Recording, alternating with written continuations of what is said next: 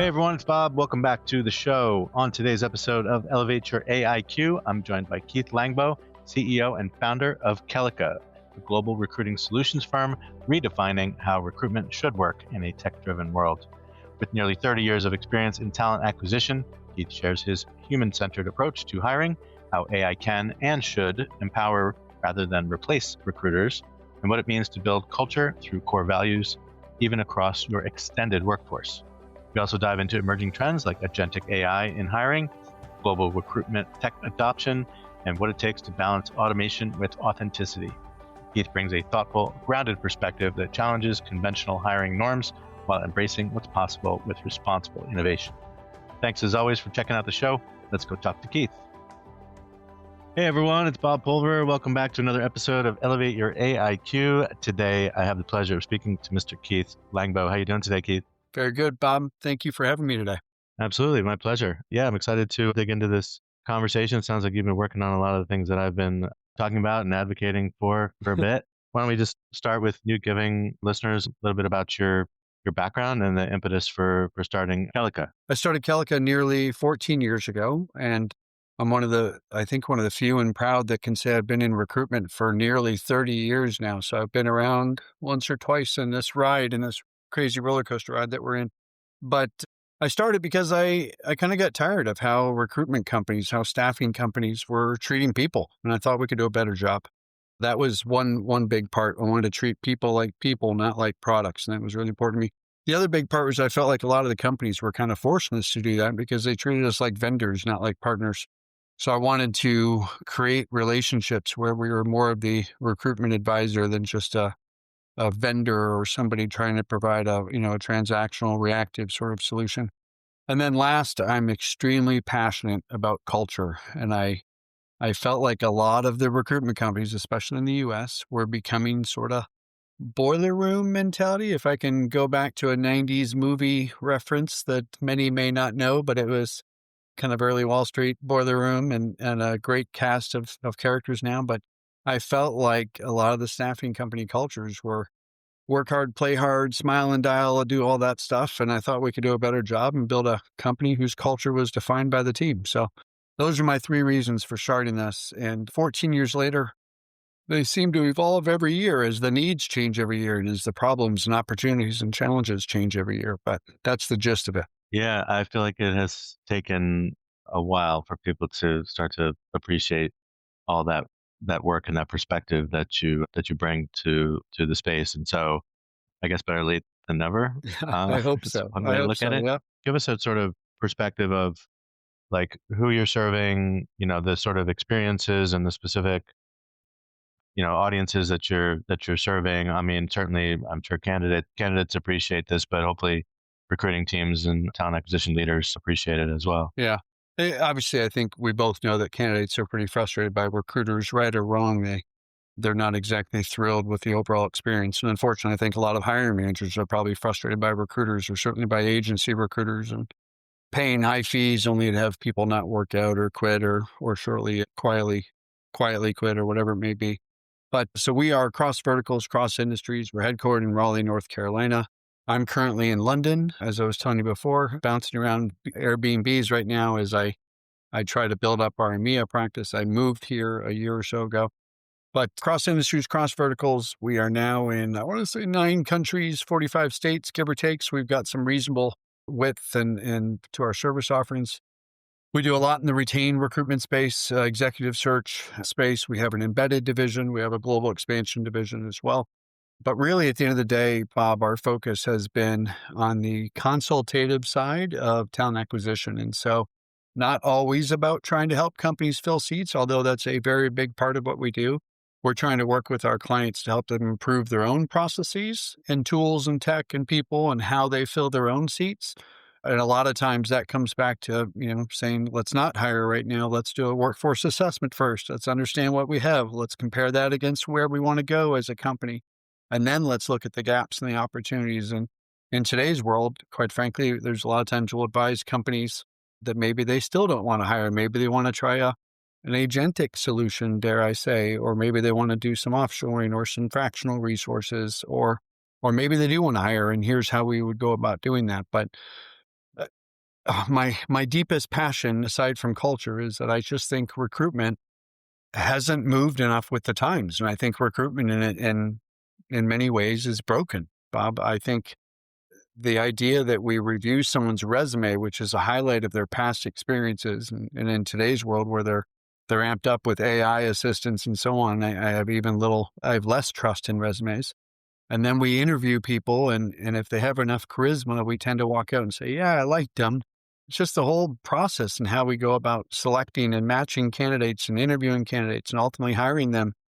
I think it's pretty busted. And I think now, thanks to AI and thanks to people with decades of experience of seeing the roller coaster, we have an opportunity to finally improve it and do more than just hire based on gut instinct. I think we have the opportunity now to use intelligence and structured data to make better hiring decisions. And I think it can go someplace even better here as we can continue to look forward and what AI is going to give us. Yeah, no, I could not agree more. And I think as you listen to, as we all try to listen to candidate experiences and the needs of recruiting teams as well, I mean, you've got to balance, the necessary improvements to, I guess, a bunch of different roles and their experiences through the process. Because we do acknowledge that recruiters don't have an easy job either, but there's a lot of room for improvement for all these experiences. So how do you, you've been at this a while. What's your sort of process as far as like gathering, feedback? I imagine you're constantly gathering feedback from a bunch of different constituents and stakeholders in this process to continuously improve. Yeah, that's right. So we have a lot of different ways to gather feedback. We have various committees that we ask either clients or prospective clients or candidates to be a part of to help give us feedback, and they'll be beta partners on some of our new products and things like that. So that's an ongoing kind of feedback loop. We have NPS surveys that we do, anonymous NPS surveys, where people can provide their feedback and their data. Very proud that our NPS ratings are in the top 10% on both sides, the candidate experience and the client experience. But it's just it's a constant part of our process. We have a 6-stage recruiting methodology and a 6-stage sales or client methodology as well. And part of that is the assuring candidate and client enthusiasm, or our ACE stage. And so we are always checking throughout, how's this experience been for you? How can I make this better for you? How do you feel the communication's been? How can I better communicate with you? And one of the things I'm really excited about now with our new AI product stuff that's coming around is that we're trying to give our candidates and our clients more of a choice as well. I've seen lots of feedback out there as to whether or not people want to talk to an AI, chatbot, or to an avatar, things like that. And really what I think we've found to be kind of the most exciting is that candidates want the choice to be able to say, okay, it's midnight right now. I know I can't get my recruiter on the phone, but I want to get an update. Where's this job at? Or what's the latest on this? So I can talk to my AI assistant. Or if I do want to talk to the recruiter tomorrow, I can quickly see their calendar and get time scheduled on the calendar. And we can get this instantaneous updates and feedback. Same from a client standpoint. Where are the candidates at in the mix right now? How many candidates is Kelaca currently interviewing? How many candidates do we have in play, et cetera, et cetera? I think the access to that data is going to give us a kind of an ongoing feedback loop too, because that data and how people access it gives us a whole nother piece of data or datafied feedback. And so I'm excited to add that to the list here as well as we continue to roll out our AI solutions and some of our data solutions. I love that you're thinking about, it's not just looking at preferences, can we give candidates this, 24/7, AI interviewer or recruiter assistant or whatever. You're also thinking about, context matters.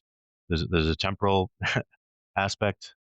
So we talk a lot about, can AI, replace humans in specific tasks or whatever. But I'd like your approach, which is choice, right? Like, maybe I have a preference in terms of how I want this particular task to be executed, but the fact that you can sort of take in context and preferences and talk to some type of AI, conversational AI, or have an agent go and track down status of an application or whatever, whether it's late at night or just some other circumstances and context that that allow that to, keep the candidate, engaged. I think it helps overall and with the employer brand. Like you've taken the time to really think through the candidate journey, and you're flexible with the technology as well to be able to support this the candidate through that. And so, I think you build up a lot of, goodwill, and I imagine that feeds into your, exemplary, feedback on the platform. Yeah, I think that's really been the key. And as you said, giving people choice, I think is so important. I think a lot of companies, I'll say recruiters, but tech companies and AI companies right now are trying to develop things that they think are cool and that they think are going to work. And there is such incredible technology and opportunity right now to do some neat things. But ultimately, it doesn't matter what I think is cool. It doesn't matter what I would want. What matters is that people get to choose what they want to do. And perhaps someone doesn't want to have a conversation with a human because they don't have the time, or they're not in the right place, or they don't, whatever it may be, whatever the reason may be, they may not like talking to people or whatever. They may be like me and a little bit more introverted or something, but I want to give people a choice to be able to get those things. I think the key, though, is that they want instantaneous feedback as much as possible, and they want to be able to ask questions as much as possible. They want to be able to engage. And if they want to get a human, they want to be able to push a button and say, I don't want this experience, this automated or chat bot experience or whatever it may be. I want to talk to a human. Now, at the same time, you're not going to get a human at midnight. And so, at least in most cases, right? Global, maybe time zones and things can change that, but you may not get the recruiter on the phone the next morning like you would want to. We've got to be somewhat reasonable, just like we can't get candidates on the phone every time of every day. Things are going to have to be scheduled. But I do think that AI now gives us that ability to give humans the choice. And you and I had talked about this, Bob, I think at one point. There's a couple of different sayings going on right now out there in the market. There's one that I hear quite a bit called human in the loop. And I appreciate human in the loop versus not in the loop, if those are my two options. But what I really want to try to promote is humans in control. And that's what I'm looking for. We talk a lot about AI powered, but human driven sort of solutions and experiences. I want the human to be able to decide, this is what I want. I want the human to be able to drive, this is what we need to do right now. There are spots where AI can simplify things, just like if a candidate is loading their resume into an application or into some sort of system, an ATS or whatever it may be, they should have the option to type out their name or type out their information or have their resume parsed, right? They shouldn't have to do all of that manually. There's a good use of AI, for instance, or a good use of intelligence and automation. On the same way, if a candidate does want to do something manually, they should have the option to do that. So we're trying to give people what they want. And a lot of it comes back to the K in Kelaca. It stands for kindness. And we talk about doing the platinum rule and treat them the way they want to be treated.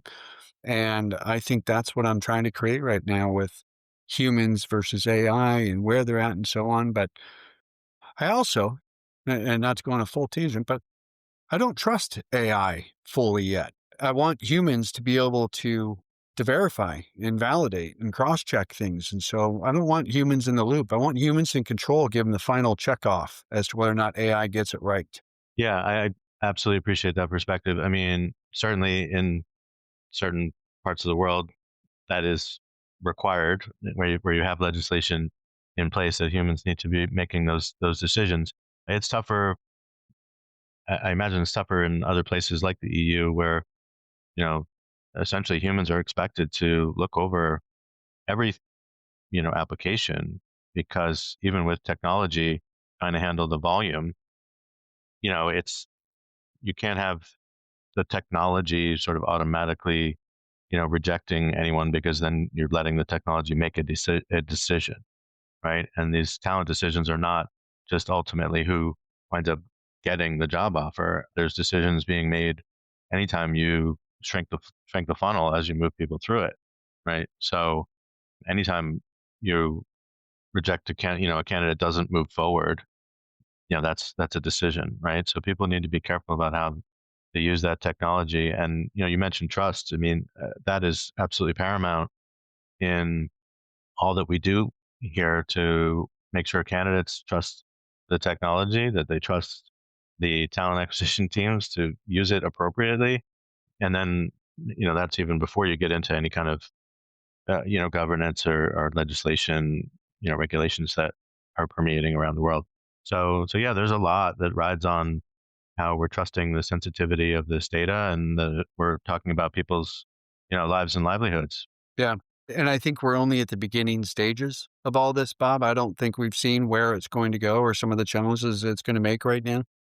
I'll be the first to say it's really tricky to go through the applications and to keep the humans in the driver's seat. It's tough to do that. It's tough to do it right because it takes a lot of time. And right now, so many candidates are utilizing LLMs of some sort or some sort of assistance to make their resumes and their cover letters look better. And so how do I weed through, thousands upon thousands of applications, give them a good experience while not having it automated? It's really kind of tricky, let alone automated systems where candidates are using AI to now apply to multiple jobs. And so it's not even them pushing the apply now button. I think we're at the beginning stages of figuring out how this is going to work and how it should work. But I'm afraid we're getting closer and closer to bots talking to bots. And I want to be careful about that and make sure that the human remains in the driver's seat, ideally on both sides. Yeah, that brings up an interesting point, because I've had a few conversations about that, and we sort of say it half jokingly. I don't know, maybe just to sort of lessen the dystopian kind of angle about it, but it just seems like if just thinking about like this concept of a digital twin or digital representation of you, the more though that concept evolves. Welcome to the Hire Her podcast, where women in talent call all the shots. We know, another recruiting podcast, just what the industry needs. Okay, but hear us out. You ever spend hours sourcing that perfect candidate, but they end up ghosting you harder than your hinge date? Or finally, you get that hiring manager feedback, only for them to, of course, say, "Can we see more candidates?" Lame, right? But let's talk about what's really lame in the industry. How is it that 65% of recruiters are brilliant women, yet most of the decision makers look like a convention for middle-aged dudes named Brad? That's where we come in. Hire Her isn't just another podcast about hiring trends you already heard like 50 times this week. We're here to elevate women in talent, share their career journeys, and make sure they take the lead. Because let's face it, if recruiting is the backbone of every company, why are we still fighting for a seat at the table? So whether you're a recruiter, a talent leader, or just someone trying to swim through the sausage fest of TA leadership, we got you, girl. Welcome to Hire Her, the recruiting podcast where women's voices aren't just heard, but they're leading the conversation. So subscribe now, because middle management Brad sure as hell isn't going to do it for you.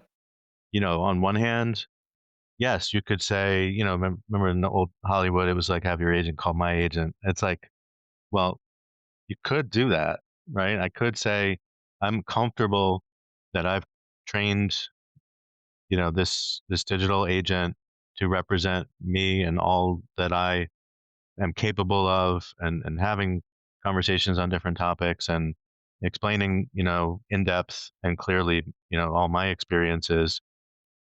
And you could have a digital, an AI interviewer or some other AI on the recruitment side too, which has institutional knowledge about the company. Certainly, it has absorbed and knows the details and can explain the JD, the job description in full.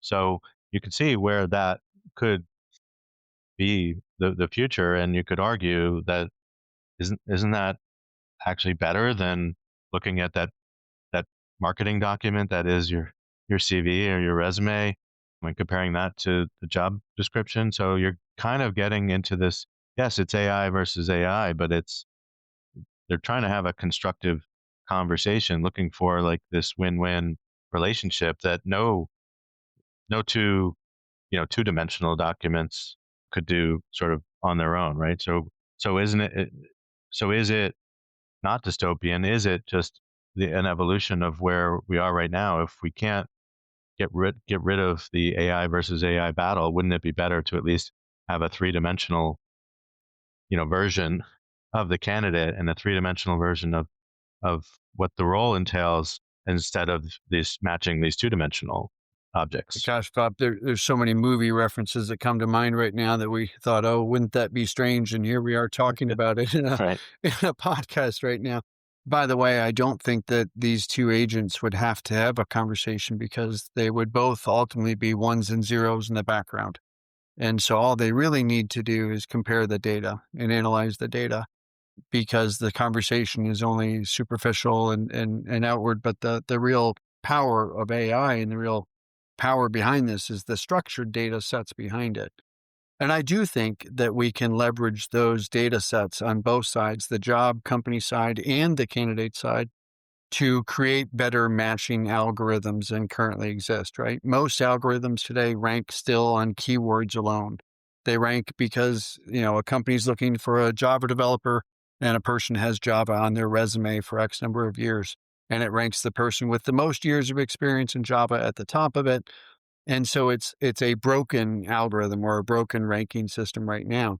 But if we can start to give enough structured data and relevancy and color behind Java as an example, but we should also talk about soft skills and environmental cues and all the other parts to culture and behaviors and characteristics.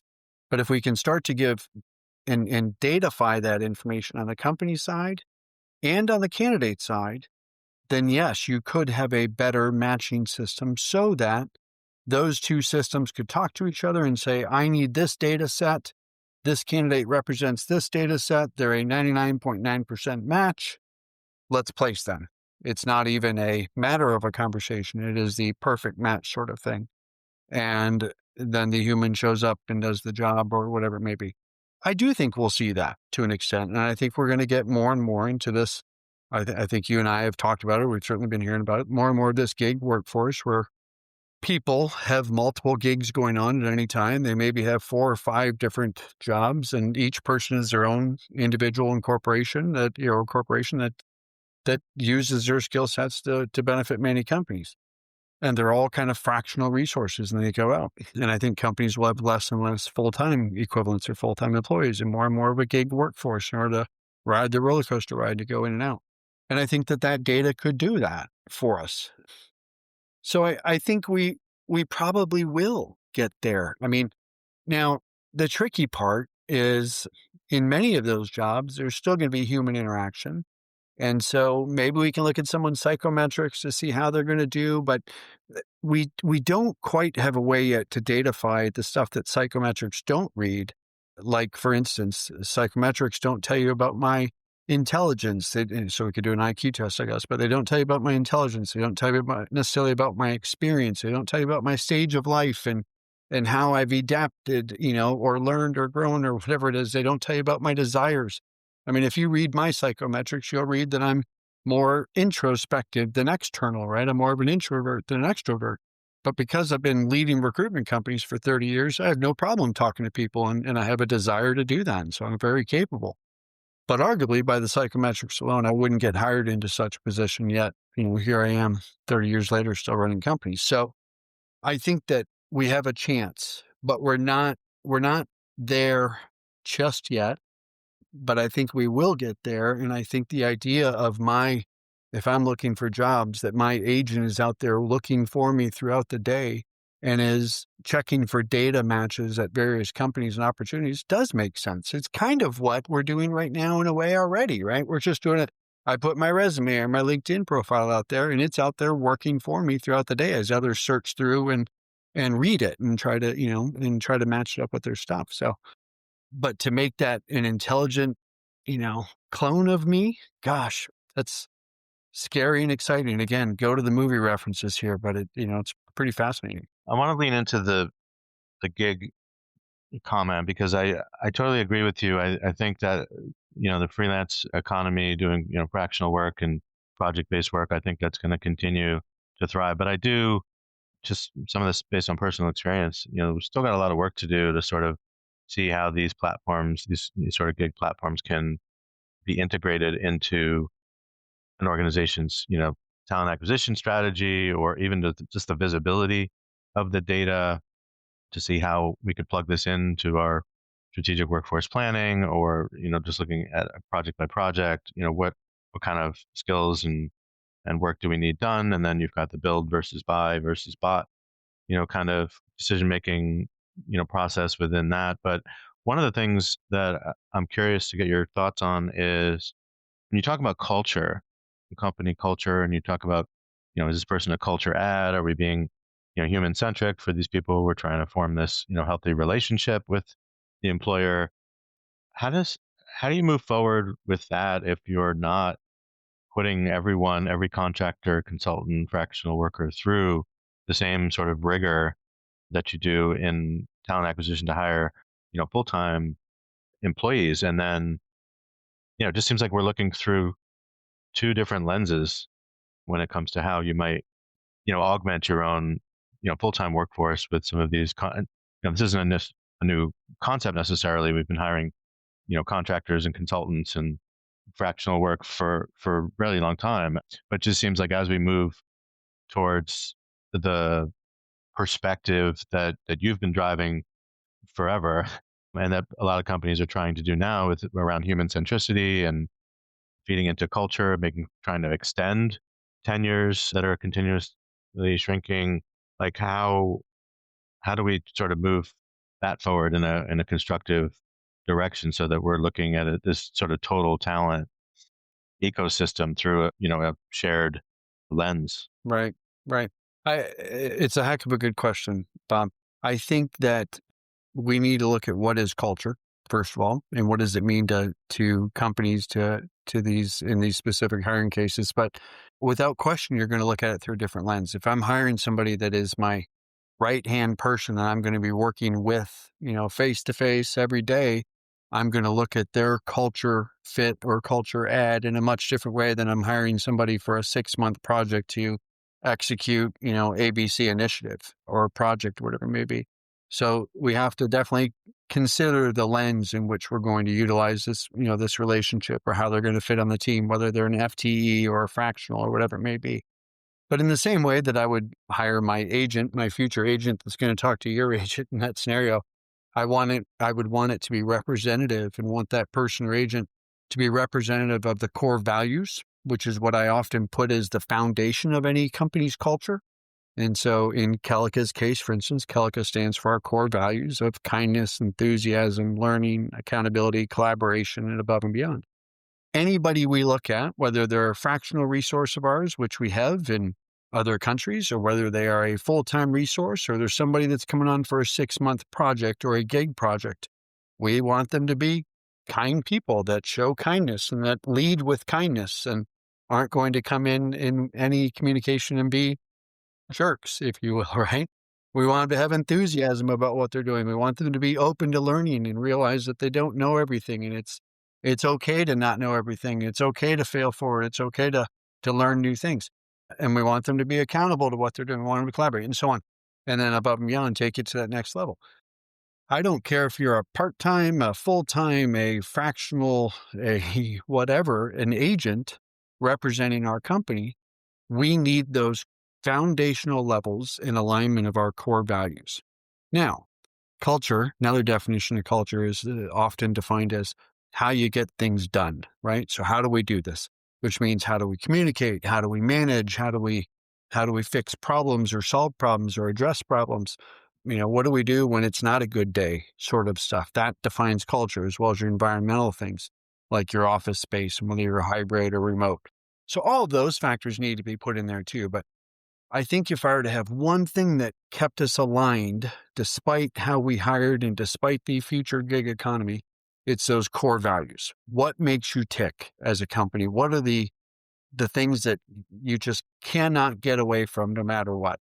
I don't want to work with a jerk, whether they're part-time or long-term, right? So we got to lead with kindness. And I say jerk is a real dumb sort of version, or a dumbed down version of this, but I don't want to work with somebody that thinks they know it all, right? I just don't think that works with us, because everything's changing every day. We've got to constantly be learning. And that's part of our core fundamental value that has to be there. And so I think we can have those. Now, the psychographics, is that right? The way that people think and how they're going to get stuff done and what they're going to bring to the table.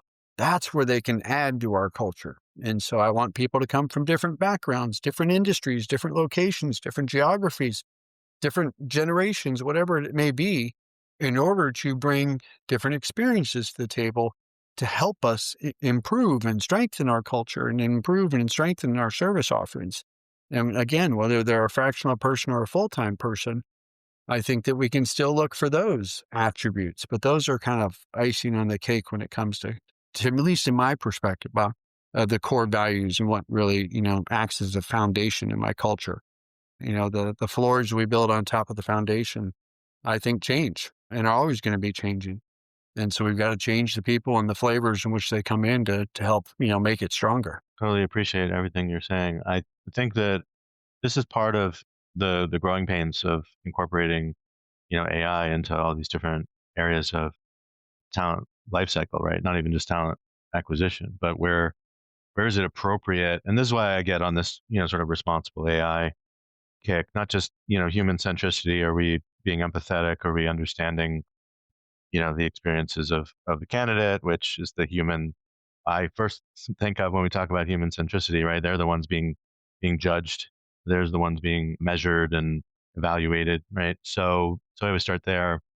But I think that people are still flushing out exactly which of these sort of AI use cases are going to have the most legs. Are these the ones where people are just going to have to get used to that this is sort of an evolution of recruiting, and this is a better way because we can monitor for bias. We've got the traceability and the observability of some of these models to understand where they might be going wrong, where they might be adding, bias instead of mitigating it. And so I don't know. I think people are going to have, everyone's different, but they're going to have, some of them are going to have, sort of knee-jerk reactions to say, no, this is not going to work, and this will never be widely adopted. And then others would be like, well, if I try to look at things objectively, I can recognize that, humans do have their own, sets of biases, and I can start to see where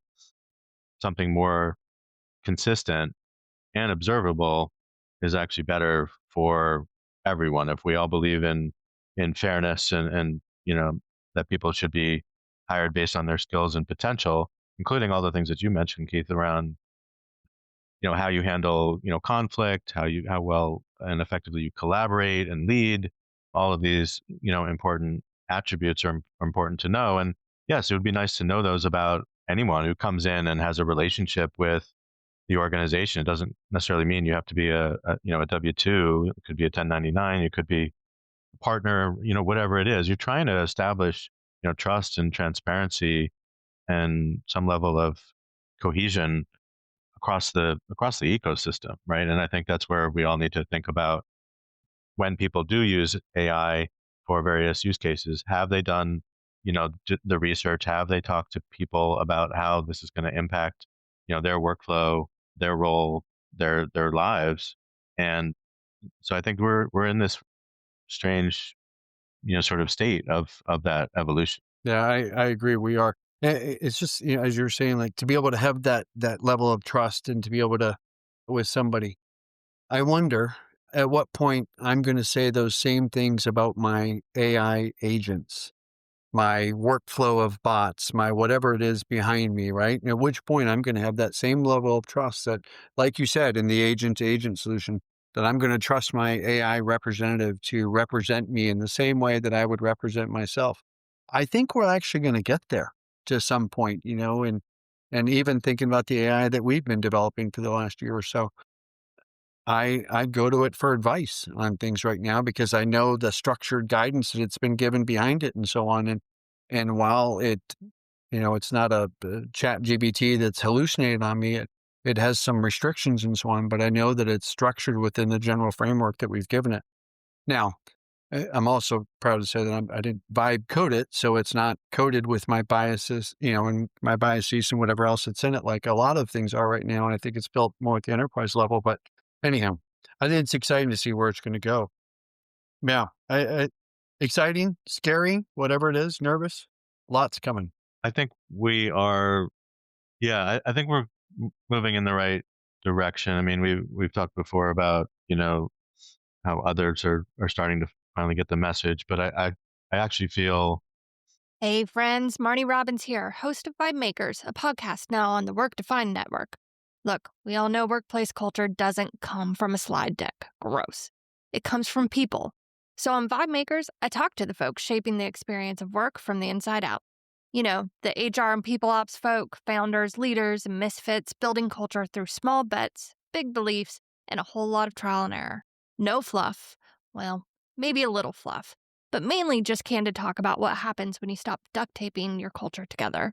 Come check us out. Listen to Vibe Makers wherever you get your podcasts. based on the people that I consistently talk to, either on this show or at in-person events and in online communities, I do feel like there's been a significant shift towards, human centricity, responsible innovation more broadly than just responsible AI. But I do feel like conversation has shifted in 2025, where people are starting to acknowledge it, whereas 2023, 2024, everyone was still just sort of fascinated by the technology itself and some of the potential use cases. But now that we've got some experience under our belt, we're saying, you know what, we really need to think more about, using it where we can, using it where we should, not just where we can. And I think solution providers, I mean, you can tell me if you agree. I feel like solution providers are getting that message. I'm seeing more vendors getting independently audited for their algorithms to show that they're, mitigating adverse impact across not just, demographics that you can physically see, but, hidden, disabilities, or, getting into age discrimination and things like that. I don't know. I feel like there's been a shift. I feel like people have finally started to listen to you, Keith. Yeah, I don't know about listening to me, but they're certainly listening. And I think that that's a good thing. And maybe that's something that AI is doing for us, right? And giving us our time back. We've been in such a horse race over the years as recruitment has been commoditized left and right with, with all the different things and all the different races that we're in, that I feel like now I have a little bit more time to actually listen and think about those things. I think it's getting better. I think we're still at the beginning stages, Bob, and I think we've got a lot to address. I think there's a lot right now that's hitting the market, that's automating things. And quite frankly, I think a lot of it is still automating the broken recruitment process. I think there's a lot of people out there automating sourcing right now. And it's still sourcing based on keyword matches to an extent. Maybe it's doing some level of intelligent sourcing. But I think what we're really seeing is that now, some of these tools are offering the option for recruiters to go in and use natural language to type in their sourcing requirements instead of typing a Boolean string, or instead of using filters or whatever they've gotten used to over the years. So the only AI there is in how they input the filters in the search query. The sourcing is still being sourced on whether or not the person has enough years of Java experience. And so you could argue that we're not there yet. It's still broken. It's still AI, or in this case, automation, is still not showing the candidate that might be better for the job because their last 2 years were, spent using Java in the specific way that's needed for this current job or this new opportunity. It would be a better candidate than someone that has 10 years of Java or whatever it may be. And so it's still not working. I think we've got a long ways to go. And I think, dare I say, I think we still need to break recruiting back and a lot of our processes and things back to what really does it the right way. Then let's automate that and use all this incredible power that we have with AI to use intelligence to bring those things in. But bring it back in such a way that it's structured data, so that it's not about my bias, that it's not me looking at names and making judgments, or looking at graduation years and making judgments about age or whatever it may be, but rather it's defining it in such a way that I don't consider those things. Anyhow, I think we're at the early stages, but I do believe we have the opportunity to get someplace we haven't been before. I definitely agree with you there. I feel like there's people pushing the envelope. We get scared and we have this sort of knee-jerk reaction. You're doing too much automation in AI. You're losing the human touch. You're losing human centricity. These are human to human relationships we're talking about.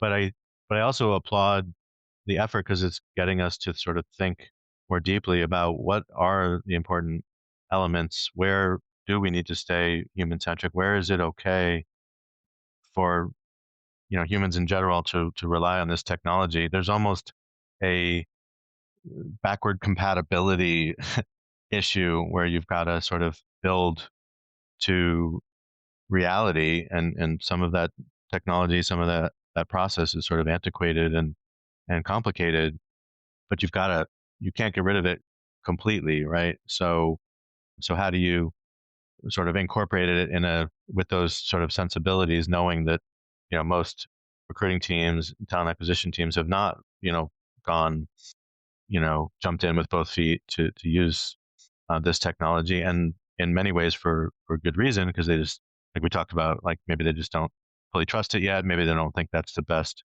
place to use that technology. And so I just think it's the messy nature of where we are on the hype cycle, as it were, with adoption and looking at through this sort of human centric lens, right? So some of this is just bringing back some of the ways in which we've designed products before, right? Using design thinking, really thinking through, the journey of each of these humans. Yeah. I think you're spot on with that, Bob. I think we do need to just kind of test, and I think, small change and iteration here is the key, and we need to try one little piece and see how it's working and see if it's improving the quality and the experience, or if it's not, and then change it. I wasn't there, but obviously I wasn't there.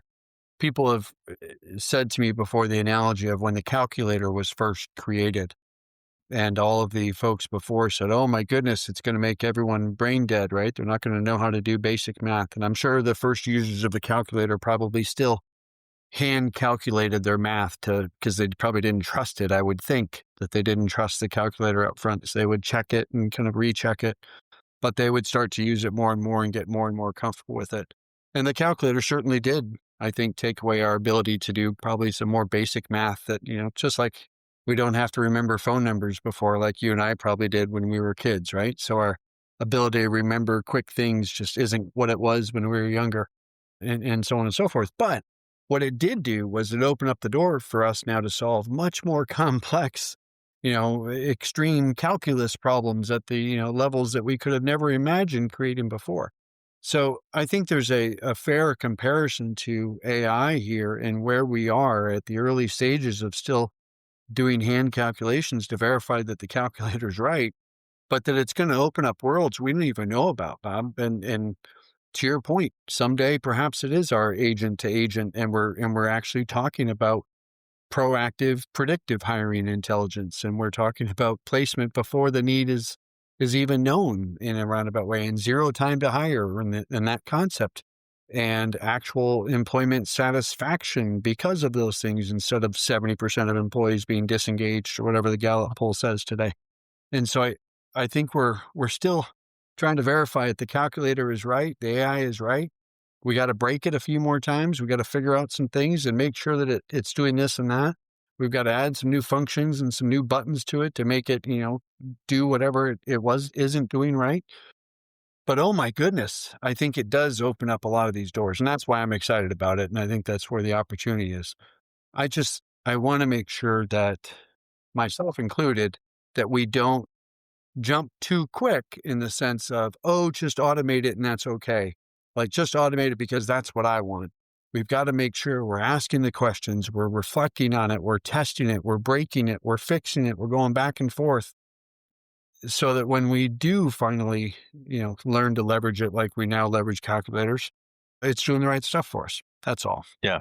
And ultimately, I mean, the inputs, obviously calculators we've grown to trust implicitly, but you're right. I mean, you've got to understand that it, how it's working, how it's drawing its conclusions, and then also understand and have an appreciation for what data was used to even, input into the algorithm, and how was it trained and tested in that sense. So there's still some fundamentals about, if you're using a calculator, obviously, if you mistyped your numbers, you're going to get the wrong answer. But otherwise, you type it right, it should give you the right answer. So AI is definitely not a calculator, but I think those inputs are harder to. You just need to put a lot more sort of rigor on the fundamentals of what is fueling this engine that is AI, and if you don't put the right high quality, trusted, fuel into that engine, you're going to have all kinds of problems. So yeah, there's some fundamentals that I think organizations need to think about. What were the inputs to this model before I can trust it? I've got to know that I can trust. I've got trusted data. Agreed. Powering it. That's right. The input. Keith, I wanted to ask you, just because you're all over the U.S. market, and you've got clients in Europe. You're in the U.K. now. I mean, just as you think about culture and technology adoption, I mean, do you see any big differences between AI adoption in recruiting in different markets? Yes, 100%. I see differences. And I don't know how much is, let's just say UK versus US or something like that, because those are the two markets where I spend most of my time, versus big city and small city or something, right? I mean, I live in two incredible cities between Raleigh, North Carolina, and then London, England, or London, UK. London's a big city. Raleigh is a small group of three small cities or whatever that make it kind of a bigger city, but with a triangle. And so, there are nonstop tech and recruitment tech and HR tech conferences and expos and things like that in a city like London. And so there's a lot of people here humming about AI and HR tech and recruitment tech. And there is nonstop opportunity to go out and engage in those conversations. Nothing against Raleigh. Raleigh has incredibly smart people and has an incredible market, and very good in the biotech and life sciences and high tech, but it just doesn't have the size. And so, you look at a big city versus a smaller city.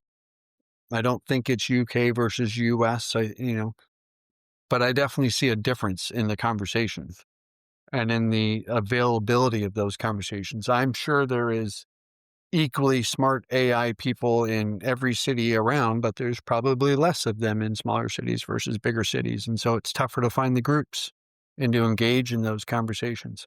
I find my time in London and in other large cities, spent a bit of time in Boston, New York, and Chicago, and I was going to say out west, but I don't really spend that much time out west. But in the US, I think all of those cities have incredible people and incredible conversations. I think a lot of it, though, now, Bob, just like here we are talking, we've met a handful of times, but it's always been online. A lot of it's now become a global conversation. And I think of, various podcasts or online webinars or panels that I sit in now. I think that's where the real intelligence is and the real opportunity to learn right now is. Again, fortunate to spend my time between the two continents. So I feel like I get to meet a lot of these people, but I was looking at my schedule for Monday, and I'm meeting an incredible recruitment tech leader from London in the morning, and then I'm going to meet an incredible recruitment tech leader that's coming in from South Africa that happens to be in London that week for one of the expos or stuff like that. But I know these folks because of the online communities. So do I see a difference? Yes, I see a difference. I think it's more probably small city versus big city. I think the other place, though, that I see the difference is just in the types of markets. If you look at the recruitment market in, let's say, London, it's very saturated, very mature. A very high percentage of the workforce goes through recruitment companies. It's part of the model here, right? The whole employee notice period is much different here. And so there's a different strategy to hiring versus in the US where we have at will. Now, every market is different. As you and I know, there's more than even 50 different markets. Every county, every city is different in the US, but certainly every region. In the US, you don't see the same level of saturation just because of the pure scope and size of it and the geography. So it makes it a very different type of market. I feel like recruiters, for instance, in the UK are niched to the 10th degree. They do this within this, within this, within this. Versus in the US, you tend to see more generalist and more people that are, kind of cross-industry, cross-verticals. And so I think there's a lot of differences between the two. But that's again, I think some of that probably goes back to the fact of the size of the locations. Yeah, no, I can definitely appreciate London's sort of maturity, but I also have fond memories of my time in Research Triangle Park and the Raleigh-Durham area. So you've got certainly a lot of technical talent. I think there's a lot of healthcare companies and certainly academia. You've got some incredible higher education institutions there as well for that breeding grounds for early career talent. So I think it's important to tap into that and see how people are feeling about their future prospects and how AI plays into that. So two great spots you picked. Yeah. I'm certainly not complaining. I'm just curious, just on a personal note, Keith, like what kind of AI tools you might play with just when you're not running the company and traveling back and forth across the pond. Yeah, in all of my free time, Bob, I am trying whatever I can, and so it's funny because I was certainly not the first in our company to start playing around with AI. And now, again, let's clarify: AI has been around a long time. It's but what we refer to AI now, or what most people think of AI when they think of like ChatGPT and LLMs of sorts. But I do a lot, certainly in a ChatGPT, and from using it to engage with the LLM to creating GPTs and various bots and things like that. I try to play around with Claude a little bit with Gemini. I haven't done as much in Grok just because I had to call it someplace. I'm looking at tools like Perplexity. I'm looking at Canva and their AI options. I've been utilizing Gamma a little bit on the presentation side to help with some of those things. So I'm trying to leverage those. There's a website called There's an AI for that. And every day there's another 1,000 new AIs that are being listed by categories and stuff. And there literally is an AI for that. And even quite frankly, from an LLMs, I feel like I've built so many GPTs now just to help me have little assistance here and there. I'm very proud that we've got a development team at Kelaca that's been building out our own AI called Kira, Kira. And we're actually launching, this is my little promo for it, but we're launching in November here. And I don't know when we'll air this, but happy to share. But our AI is, I think, now up to over 100 bots that are in a workflow behind that are working together in conjunction with some LLMs, in conjunction with some of our own proprietary data and our own CRM and our own data and structure and guidance and everything else. And Kira now is driving most of Kelaca's internal work. And so our recruiters and our client advisors are using Kira to help better understand our clients' needs, to give us structured and improved job descriptions, to give us structured interview guides so we can have better structured conversations with our candidates, trying to remove the bias, be consistent, et cetera, et cetera.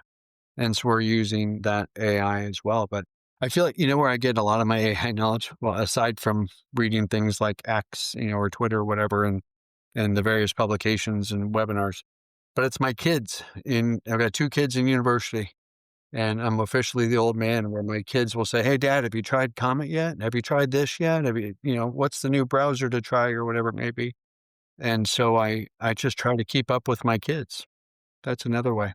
Well, those digital natives, it's hard to keep up with them, but I'm glad. It's encouraging to hear that they're actually using it, hopefully in a constructive I think they way are. in school. So it's good to hear. Well, Keith, this has been great. Thank you so much for joining me and sharing your insights with me. We will definitely include a link to Kira Thank you.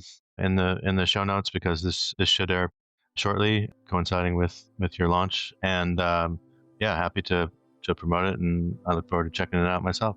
Excellent. Well, Bob, I'm grateful for the opportunity. Thank you for this. Sorry if I had a little tech delay at times, but I really appreciate it, and it's been a pleasure. Excellent. Likewise. All right. Thanks everyone for listening. We'll see you next time.